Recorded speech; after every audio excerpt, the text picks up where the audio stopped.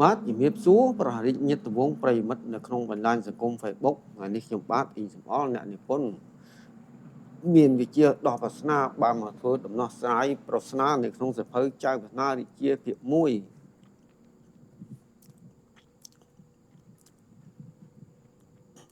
ឥឡូវនេះចូលមកដល់ប្រស្នាគេដាក់មកថាហុចរបស់ស្រណោះដៃប្រស្នាlàហុចរបស់ស្រណោះដៃគេថាមិនមែនថាជាដាក់ថាជាប្រស្នាទេប៉ុន្តែហើយជាពាក្យរបស់រែងលោកអភិបាលរងស្រុកគាត់មានវិចារគេថា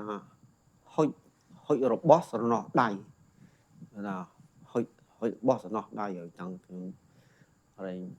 គាត់តែឮសូរពាក្យហ្នឹងសួរទៅវិញមកថាមើលលោកប្រធានថាឡើងហុចរបស់ស្រណោះដៃមានន័យយ៉ាងម៉េចតាមគាត់ថាឲ្យរបស់ទៅទាំងស្ដាយដល់អញ្ចឹងខ្ញុំទៅមែនទេមិនឲ្យទៅទាំងស្ដាយទេចុះមិនឲ្យទៅទាំងស្ដាយថាម៉េចទៅវិញគាត់ដឹងខ្ញុំចេះដល់វាសនាគាត់សួរលប់មកវិញអញ្ចឹងខ្ញុំបែរឲ្យស្ដាប់អញ្ចឹងថារហុចរបស់សំណោះដៃអញ្ចឹងថាពេលដែលយើងហុចរបស់ជារបស់ទៅឲ្យអ្នកដទៃមានអ្នកទទួលឥឡូវយើងជាអ្នកឲ្យនៅពេលដែលយើងឲ្យរបស់ទៅអ្នកដទៃផ្លេតអញ្ចឹងដល់ហ្នឹងអាហ្នឹងហុចហើយដល់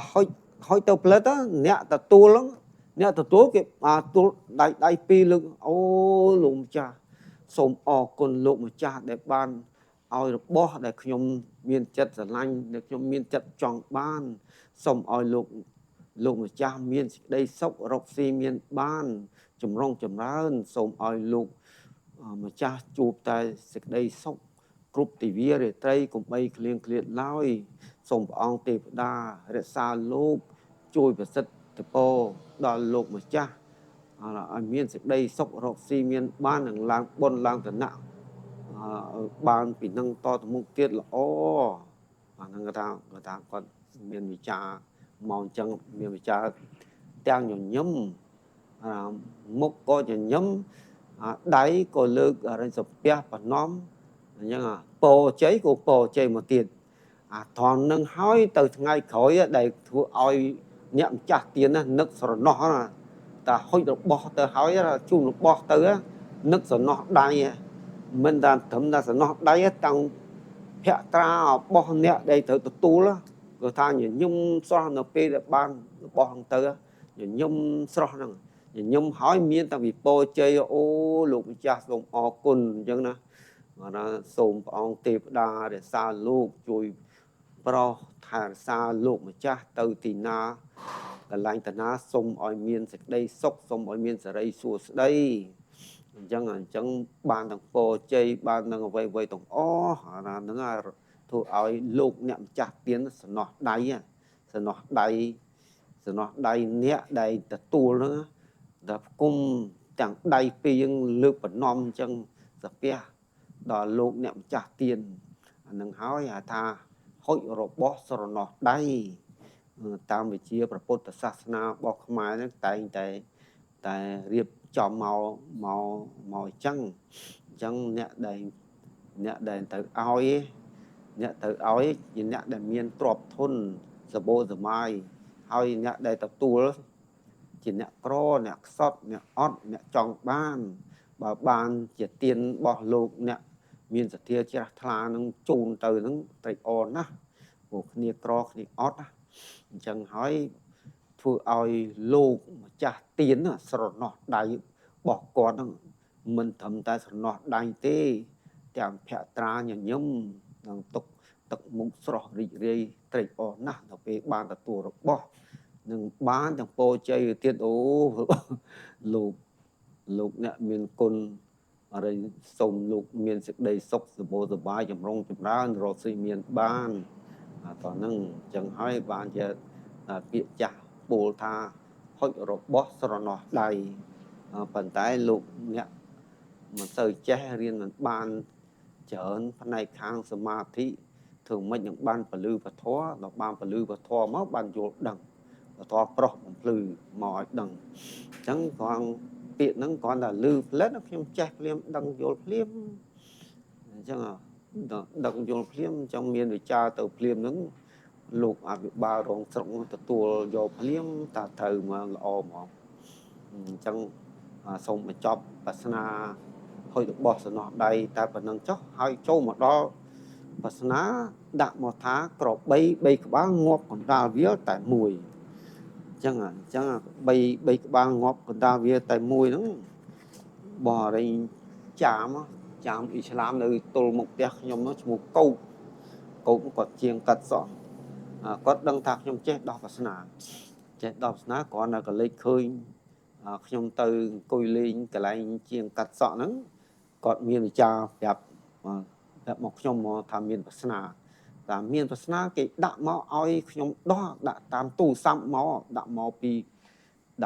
ត្បូងឃ្មុំមកខ្ញុំមិនចេះដោះសោះប៉ុន្តែចេះដាក់មកឲ្យខ្ញុំដែរថាអញ្ចឹងខ្ញុំសួរដល់ភាសាគេដាក់មកថាម៉េចគេដាក់មកថាក្របី3ក្បាលងាប់កណ្ដាលវាលតែមួយមើលអរិញកូពេតជួយដោះខ្ញុំផងមើលឥឡូវគេប្រែថាម៉េចដោះថាម៉េច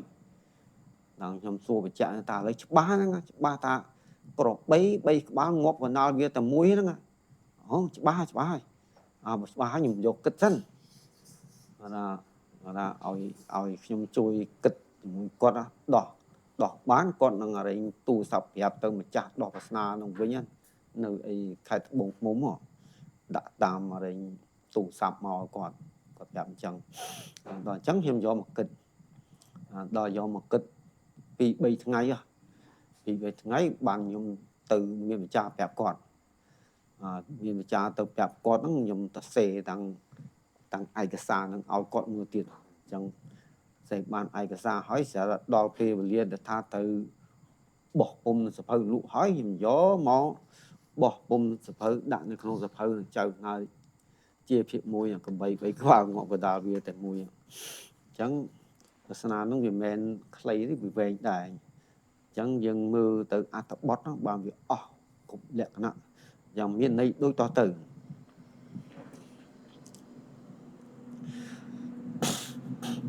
លើកយកលក្ខណៈសត្វក្របីមកប្រែសេចក្តីរកឲ្យឃើញនៅលក្ខណៈគុណសម្បត្តិរបស់សត្វក្របីមានន័យថាសត្វក្របីពេញកម្លាំងមានមៀតមាំធំល្មមឡើងកសម្បល់ខ្មៅស្នែងវែងវងក្រចកស្រួចធាតុត្រជាក់ស៊ីស្មៅសត្វស្លូតឲ្យកម្លាំងមនុស្សប្រើឲ្យសាច់មនុស្សបរិភោគឲ្យលមួកជាជីជួយដំណាំឲ្យល្អដើមសត្វក្របីមានប្រវត្តិថាមានក្របីមេវងនៅក្នុងព្រៃមានផ្ទៃពោះគ្រប់ខែដូចនេះសត្វក្របីព្រៃមេនោះរកកន្លែងល្អសមរម្យល្មមឬកន្លែងសុខសុវត្ថិភាពដើម្បីបង្កើតកូនឬរកកន្លែងបានបង្កើតកូនបានហើយកើតបានកូនឈ្មោលសម្បល់ខ្មៅមួយដូចនេះទៀតមេក្របីត្រូវប្រុងប្រយ័ត្នការពារថែរក្សាកូនឈ្មោលគ្រប់ពេលវេលានិងនាំកូនចេញទៅរកស៊ីឲ្យឆ្ងាយពីវងក្របីផងទាំងពួងលុះកូនក្របីឈ្មោលធំពេញកម្លាំងហើយកូនក្របីឈ្មោលសួរទៅមេរកបាតើបានៅឯណាមេកូនចង់ស្គាល់បាណាស់សូមមេឲ្យកូនស្គាល់បាផងពេលនោះក្របីព្រៃមេមានវិចារថាបើកូនចង់ស្គាល់បាឬកូនចង់ជួបបាកូនទៅធ្វើតាមមេដូចតទៅ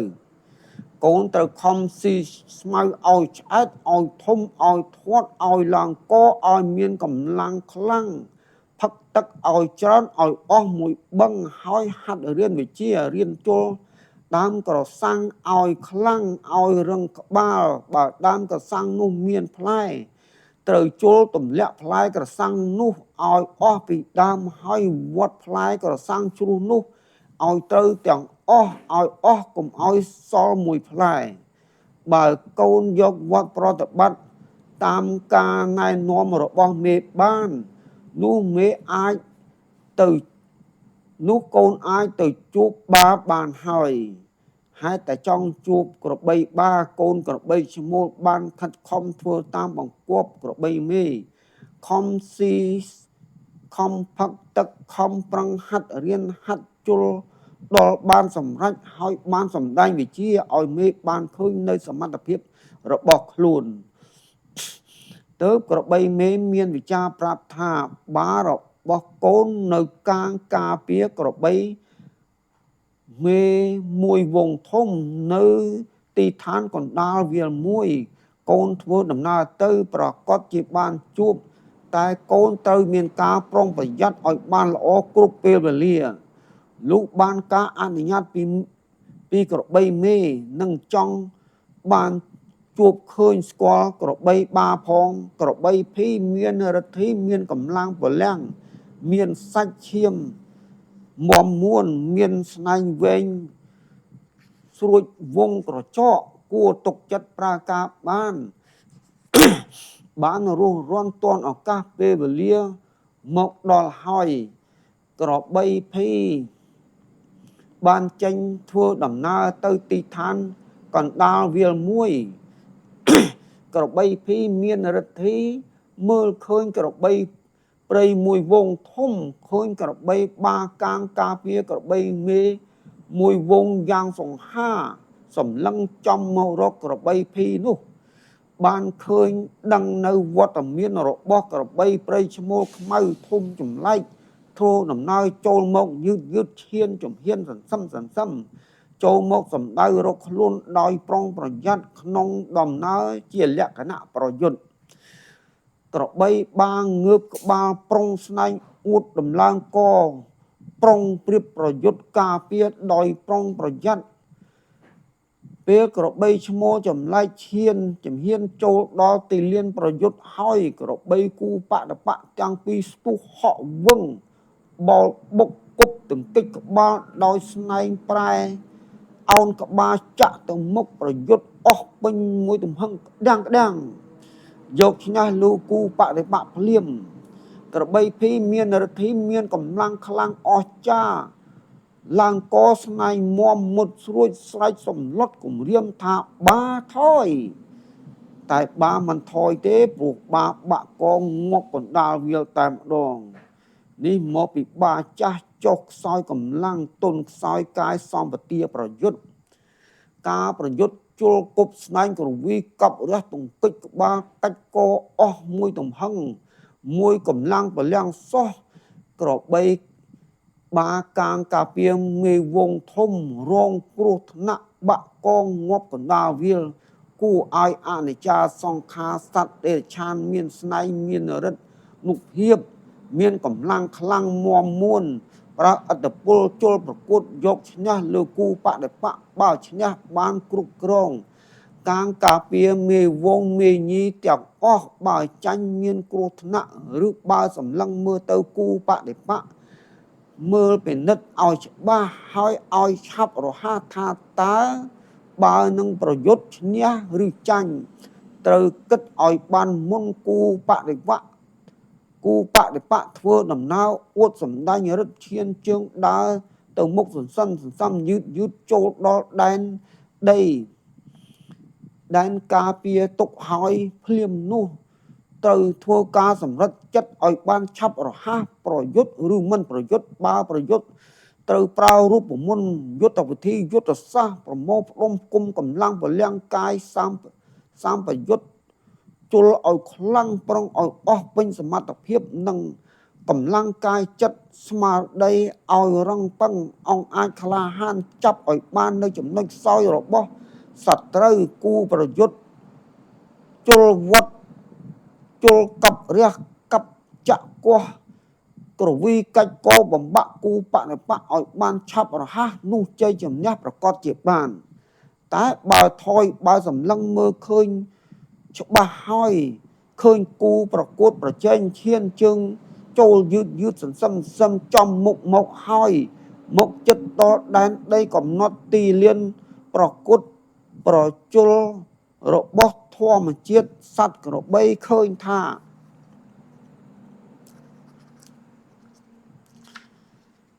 គូបដិបៈមានមាត្រកាយសម្បទា ទំនងមាំមួនមានកឡើងធំជាងពោះប៉ោងធំទំនងស៊ីស្មៅបានច្រើនហើយឆ្អែតជាងរៀងសង្ហាធាត់កម្លាំងប្រលាំងខ្លាំងជាងស្នែងវែងស្រួចទំនងក្មេងជាងបាននឹងប្រកួតប្រជល់ប្រយុទ្ធតស៊ូមិនឈ្នះទេដឹងឬប្រយុទ្ធមួយក្តាំងសិនចាំគិតទៀតព្រោះសัตว์ក្របីចាស់ក្របីកាងការពារតែងតែធ្លាប់ជល់ប្រកួតប្រយុទ្ធឈ្នះគូបដិបកទទួលបានចំណាត់ថ្នាក់លេខ1ហើយទើបសម្រេចបានបាកាងការពារមេវងមេញីមួយវងធំនេះដូច្នេះប្រយុទ្ធសិនចាំគិតទៀតដឹងអីប្រយុទ្ធប្រជល់ប្រកួតក្តាំងនឹងខ្មាំងសត្រូវគូបដិបកអ្នកហាត់រៀនវិជាតាំងពីតូចរហូតដល់ធំដល់ពេញសមត្ថភាពព្រមទាំងយកវត្តប្រតិបត្តិតាមអវាទ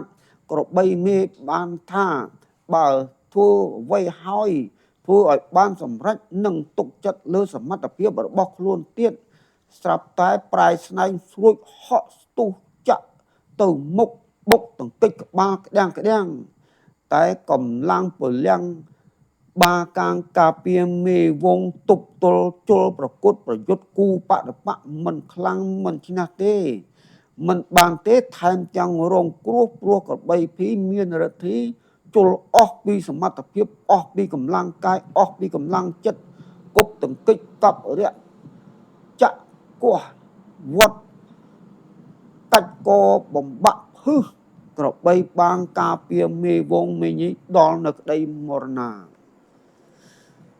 ក្របី3ក្បាលងាប់ប្រែមានន័យថាក្របីនោះងាប់តែមួយក្បាលទេគឺក្របីបានការពារក្របីមេវងធំចំពោះ3ក្បាលងាប់ប្រែមានន័យថាឲ្យលើកគុណរបស់បាជាអ្នកមានគុណផ្ដល់កំណើតជាតិបើគ្មានបាឈ្មោះផ្ដល់ទឹកកាមទៅក្របីមេញីតាមផ្លូវភេទទេក្របីមេញីមិនមានផ្ទៃពោះបង្កើតបាននៅរូបឋានកូនក្របីឈ្មោលមកដែរត្រង់នោះហើយទើបព្រះធម៌ព្រះសម្មាសម្ពុទ្ធព្រះអង្គទ្រង់ប្រោសទៅលើក3ឬលើកត្រកង3គុណបាឈ្មោលអ្នកមានគុណលោកម្ចាស់អ្នកមានគុណផ្ដល់ជាតិកំណើតទើបឲ្យក្របីភីមានរិទ្ធីនៅឈរគោរពកាន់ទុកត្រៀមក្រំយំស្រក់ទឹកភ្នែកនឹកសង្វេគអាណិតអនិច្ចាសង្ខារបាកាងការពារក្របីមេវងធំមិនគួរមកជួបហេតុការប្រយុទ្ធបង្ក្រាបបំបាក់កឲ្យមានគ្រោះថ្នាក់ដល់អាយុសង្ខារអនិច្ចាស្រណោះអាឡោះអាល័យឲ្យស្ដាយឲ្យអាណិតគិតមិនដល់ថាជល់ឲ្យដឹងថាកម្លាំងរបស់ភីមានរិទ្ធីខ្លាំងប៉ុណ្ណាតែអនិច្ចាដឹងអីថាការប្រយុទ្ធប្រជល់ប្រឆាំងមិនមានការកំណត់ទុកជាមុនថាបើមានកើតហេតុការអ្វីឬមានគ្រោះថ្នាក់អ្វីទេបើគ្រាន់តែចង់សាកល្បងចង់ដឹងចង់ប្រមាណកម្លាំង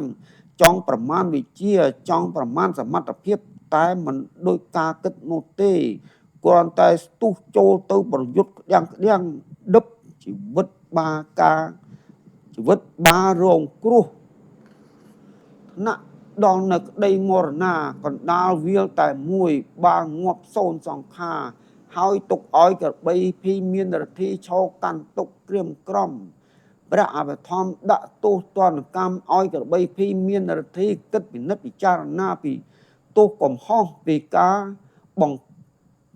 ប្រយុទ្ធបង្ក្រាបបំបាក់កម្លាំងខ្លាំងហួសពេកធ្វើឲ្យមានគ្រោះរបួសបាក់កងងាប់បាកាងការពារមេវងមេញី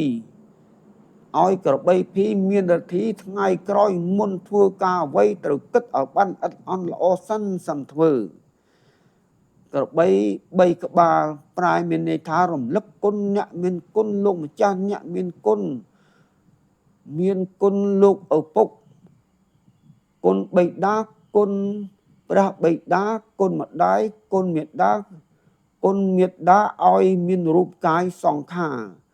លើកគុណគ្រូអាចារ្យគុណអ្នកគ្រូអាចារ្យគុណព្រះរាជគ្រូធម្មអាចារ្យអ្នកផ្ដល់វិជ្ជាឲ្យមានការចេះដឹងគុណលោកអ្នក អាណាព្យាបាលគុណគ្រប់អ្នកគ្រប់គ្រងធំគ្រប់ថ្នាក់លោកអ្នកសពរសធរឲ្យអុជធូបខ្មៅបីរស័យសំពះរំលឹក